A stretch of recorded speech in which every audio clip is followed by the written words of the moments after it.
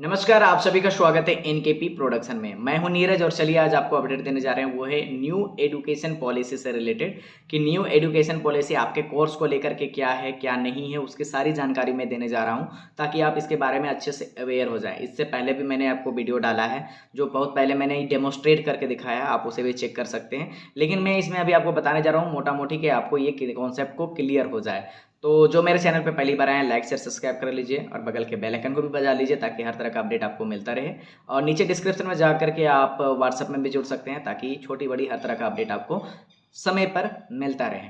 तो बात करें न्यू एजुकेशन पॉलिसी, तो ये सबसे पहली बात है कि ये समय समय की बात है कि न्यू एजुकेशन पॉलिसी जो है चेंज होते आई है। तो सबसे पहले 1968, उसके बाद 1986, उसके बाद 2020, जो रिसेंटली 34 साल के बाद में न्यू एजुकेशन पॉलिसी आई है, मतलब कि इसको चेंज किया गया, इनको नाम ही न्यू एजुकेशन पॉलिसी दिया गया है। तो इसमें बता दें कि आपका जो 4 साल की कोर्सेज बताई जा रही है, पहले आप करते थे तो 3 साल की ग्रेजुएशन होती थी और 2 साल का आपका मास्टर्स होता था। लेकिन अब जो है आपका होने जा रहा है ये आपका, आप देखिएगा आप एडमिशन लिए हैं तो उसमें सेशन 2023 से लेकर के 2027 है।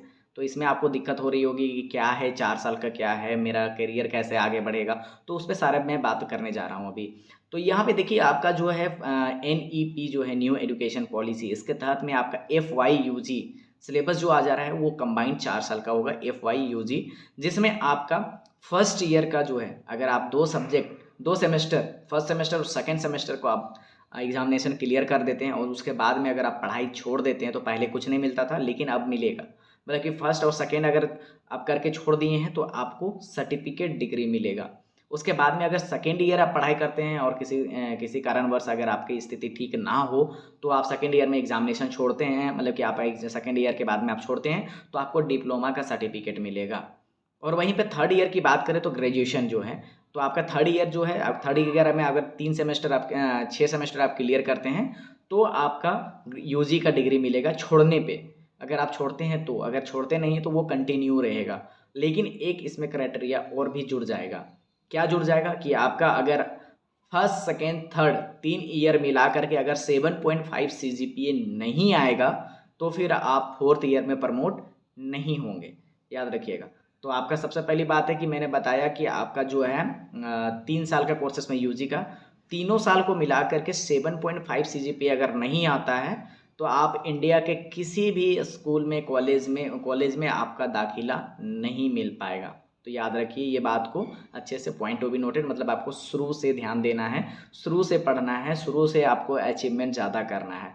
क्योंकि आपका प्रमोशन के लिए फोर्थ सेमेस्टर में जो है आपका, मतलब कि फोर्थ ईयर में अगर आपको प्रमोशन होना है, फोर्थ ईयर करना है, तो उसके लिए फिर आपको मतलब कि फोर्थ ईयर जैसे आप जाते हैं तो उसके लिए आपको 7.5 CGPA चाहिए। अगर नहीं जाते हैं तो फिर आपको वहीं पे स्टॉप कर दिया जाएगा और इसके लिए अलग से पीजी की कोई भी सुविधा नहीं दी जाएगी। पीजी के कोर्स को जो उसी में इंटीग्रेटेड हो गया है, जैसे कि होता था पहले पीयूजी कीजिएगा उसके बाद पीजी कीजिएगा तो आप रिसर्च पेपर के लिए एलिजिबल होते थे। लेकिन अब है कि 4 साल की कोर्स कीजिए और डायरेक्ट आप रिसर्च पेपर के लिए एलिजिबल हो जाएंगे। इसके साथ साथ में बहुत चीज़ इस पर ऐड किया गया है। तो इस पे देखिए आपका जो है ऑनर्स पेपर और रिसर्च पेपर में चौथा साल में आपका पढ़ाई होगा। जो 1 ईयर का पीजी का, मान लीजिए एक तरह का पीजी, नॉर्मल भाषा में बात करें तो पीजी आपका 1 साल का हो जाएगा जो इंटीग्रेटेड हो जाएगा। इसके लिए अलग से आपको दाखिला नहीं लेना पड़ेगा, लेकिन बाय शर्त वही है कि 7.5 CGPA आना चाहिए। 7.5 CGPA को अगर आपको परसेंटेज में कन्वर्ट करना है तो उसको 9.5 से इंटू कर दीजिए, तो वो आपका उसमें कन्वर्ट हो जाएगा। चलिए बात करें आपका कि सब्जेक्ट क्या क्या होगा, तो 5 सब्जेक्ट होंगी आपकी। तो 5 सब्जेक्ट में क्या क्या होगा, एक मेजर सब्जेक्ट होगा, एक मेजर सब्जेक्ट आपको लेना होगा, जो सब्जेक्ट आप ऑनर्स जिसको बोलते हैं वो मेजर सब्जेक्ट में आएगा। एक IRC होगा, IRC मतलब कि इंट्रोडक्टरी रेगुलर कोर्स। तो इंट्रोडक्टरी रेगुलर कोर्स जो है वो आपका एक होगा। तीसरा सब्जेक्ट होगा आपका लैंग्वेज सब्जेक्ट। लैंग्वेज सब्जेक्ट में जो है आपका लैंग्वेज सब्जेक्ट जो होगा, ये जो लैंग्वेज सब्जेक्ट है, इसमें हिंदी, इंग्लिश, उर्दू, ये जो भी आप लैंग्वेज सब्जेक्ट है या संस्कृत, वो उसको आप सेलेक्ट कर सकते हैं, या हिंदी इंग्लिश कंबाइन इसको भी सेलेक्ट आप कर सकते हैं। तो ये 3 हो गया। चौथी की बात करें तो कॉमन कोर्स 1 आएगा और कॉमन कोर्स 2 आएगा। 2 सब्जेक्ट थे उधर, आप जोड़ लीजिए कि मेजर सब्जेक्ट एक हो गया, एक IRC हो गया, एक लैंग्वेज सब्जेक्ट हो गया और 2 कॉमन कोर्स होंगे। जो कॉमन कोर्स जो होंगे, ये देखिए 3 चीज़ें आपके, तो हर कोर्स में आपका डिफर करेगा, मेजर, IRC और लैंग्वेज। लेकिन आपका जो कॉमन कोर्सेस होंगे वो सभी के लिए सेम होगा। मतलब कि आप कॉमर्स कर रहे हो, साइंस कर रहे हो, आर्ट्स कर रहे हो, कॉमन कोर्सेस सभी के लिए सेम होगा। तो पहला जो कॉमन कोर्सेस होगा वो अंडरस्टैंडिंग इंडिया होगा। पहला जो कॉमन कोर्सेस है वो अंडरस्टैंडिंग इंडिया होगा। दूसरा कॉमन कोर्सेस जो होगा वो होगा आपका कोई भी एक वोकेशनल कोर्सेस।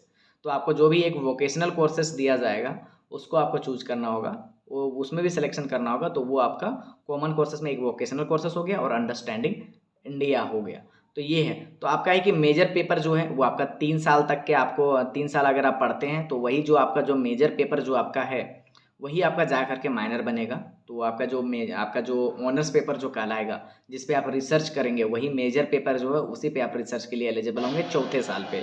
वहीं आईआरसी की बात करें तो आईआरसी में रेगुलेटरी है और इसमें any subject of the student choice, मतलब उसमें जो भी स्टूडेंट का चॉइस होगा वहाँ पे ऑप्शन होगा, उसके अनुसार आप आईआरसी को चूज कर सकते हैं। लैंग्वेज की बात करें तो Hindi English, Hindi plus English ये आप सेलेक्ट कर सकते हैं। अगर अदर लैंग्वेज उसमें आपको दिया जाता है तो आप उसको भी सेलेक्ट कर सकते हैं। कॉमन कोर्सेस में आपका देखिए जो है आपका अंडरस्टैंडिंग इंडिया जो मैंने बताया, अंडरस्टैंडिंग इंडिया जो है ये आपका कंपलसरी फॉर ऑल स्ट्रीम। आप साइंस करें, कॉमर्स करें या तो फिर आप आर्ट्स करें, आपको अंडरस्टैंडिंग इंडिया पढ़नी पड़ेगी। और एक और है जो कॉमन पेपर है वो आपका है कि आपका वोकेशनल कोर्सेस। वोकेशनल कोर्सेस में जो भी एक आपका सब्जेक्ट होगा सेलेक्ट करेंगे उस पर आपको फिर पढ़ाई करनी पड़ेगी। वहीं पे बात करें न्यू एजुकेशन पॉलिसी पे, तो अगर आपका इसमें देखिए आपका जो है आप सेमेस्टर 1, सेमेस्टर 2, सेमेस्टर 3, 4, 5, 6, 7, 8, टोटल 8 होगा। सब में क्रेडिट पॉइंट मिलेगा। तो क्रेडिट पॉइंट जो है कितना होगा, एक सेमेस्टर का क्रेडिट पॉइंट 22 होगा। तो 22 क्रेडिट पॉइंट होगा तो सभी सेमेस्टर का मिला दें आप, सेमेस्टर 1 से लेकर के 8 तक का, तो 176 आपका क्रेडिट पॉइंट बन जाएगा। तो 176 क्रेडिट पॉइंट जने बनेगा। और अगर यूजी तक में आप करते हैं तो 132 क्रेडिट पॉइंट बनता है। तो इस बात को आप भी ध्यान रखेंगे। वहीं पे कुछ नोट है जो मैं बताना चाहूँगा, मैंने यहाँ नोट करके रखा है। जैसे कि अगर बीएससी में मेजर पेपर में फिजिक्स केमिस्ट्री मैथ है तो साथ में आईआरसी कॉमर्स पढ़ सकते हैं।